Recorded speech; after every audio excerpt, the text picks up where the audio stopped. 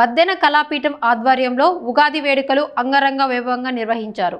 కడప జిల్లా బద్వేల్ జిల్లా పరిషత్ బాలుర ఉన్నత పాఠశాల ప్రాంగణంలో జరిగిన ఈ కార్యక్రమానికి మైదుకూరు డీఎస్పీ రాజేంద్ర, సీనియర్ న్యాయవాది పివిఎస్ ప్రసాద్, డాక్టర్ మూలె రామముని రెడ్డి ముఖ్య అతిథులుగా హాజరయ్యారు. ఈ సందర్భంగా బద్దెన కళాపీఠం తెలుగు సంస్కృతి సాహిత్య పరిరక్షణలో కీలక పాత్ర పోషిస్తుందని వారు కొనియాడారు. ప్రతి సంవత్సరం ఉగాది సందర్భంగా ప్రతిభావంతులను సత్కరించడం అభినందనీయమన్నారు. పురస్కార గ్రహీతలకు నగదు బహుమతులు, ప్రశంసా పత్రాలు అందజేశారు. ఈ కార్యక్రమంలో పలువురు ప్రముఖులు, విద్యార్థులు పాల్గొన్నారు.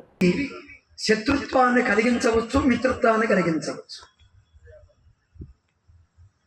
అందుకే ఇంద్రియ జ్ఞానం ఉంటే ఈ శత్రువుల బాధ ఉండదు. మనం కనిపించే శత్రువు కంటే కనిపించకుండా మన శరీరంలో ఉండే పంచేంద్రియ శత్రువుల యొక్క బాధను తొలగించుకోవడానికి ఈ పంచాంగం ఉపయోగపడుతుంది.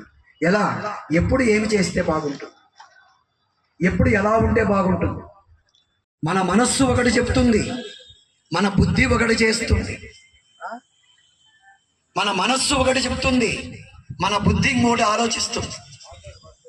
మన మనస్సు ఒకటి చెప్తుంది, ఇంకొక దాన్ని ప్రేరేపిస్తుంది. శత్రువులు చాలా బాధిస్తారు అని.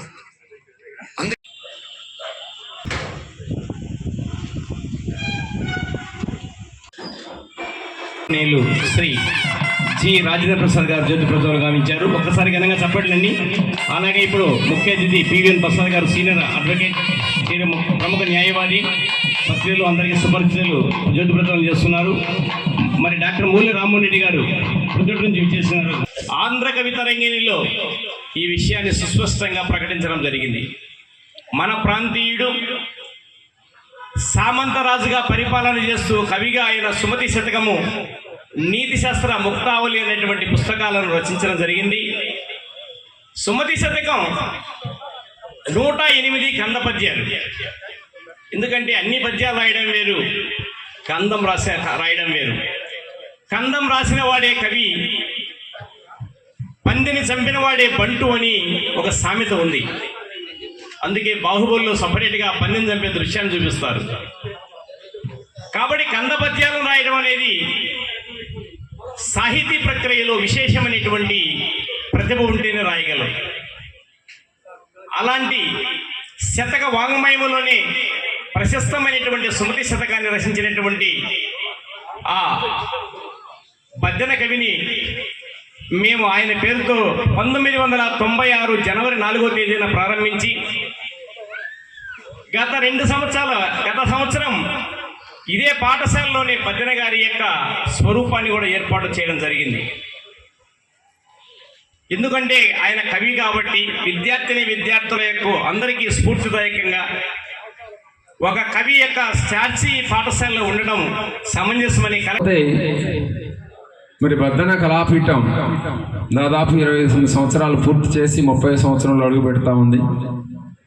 ఇందులో నేను కూడా గత 10-15 సంవత్సరాలుగా సభ్యునిగా ఉంటూ వస్తున్నా. కాబట్టి వృత్తిరీత్యా కావచ్చు, స్వతహా పనుల వల్ల కావచ్చు, ఒక 2 సంవత్సరాల నుంచి అనుకున్నట్లుగా అందుబాటులో ఉండలేకపోతున్నాం.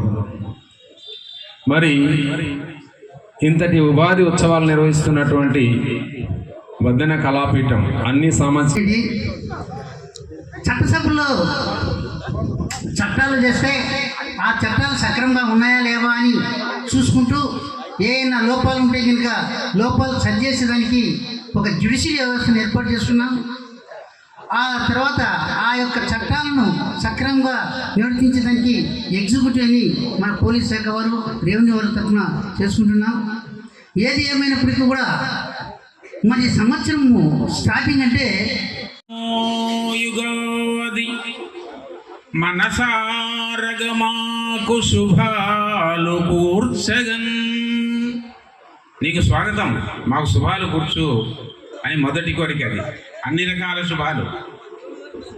వేగమే మా మనోరథము వేడ్కతో తీర్చగనే గుదించు. పద్యాలు ఇచ్చినారు అన్నటువంటిది మనకు తెలుసు. కానీ ఇప్పుడు ఉన్నటువంటి కాలంలో చాలామంది పిల్లలకు సుమతి శతకం కానీ వేమన శతకాల గురించి కానీ అసలు తెలియదు. దాంట్లో మొత్తం సమాజంలో ఉన్నటువంటి మంచి ఏముంది చెడు ఏముంది అంటే కళ్ళకు కట్టినట్టు సరళమైనటువంటి భాషలోనే మనకు తెలియజేయగలిగినారు. వీరిద్దరు కూడా మన ఆంధ్రప్రదేశ్కి సంబంధించి మన తెలుగు జాతికి సంబంధించిన తెలుగులో ఉండటం అన్నటువంటిది మన యొక్క పూర్వజన్మ సుకృతము అదృష్టము కూడా. కానీ తర్వాత ఈ కాలంలో ఏమైందంటే వాటిని క్లాసులలో పెడుతున్నారో లేదో కానీ చాలామందికి చాలా తక్కువ అయిపోయాయి.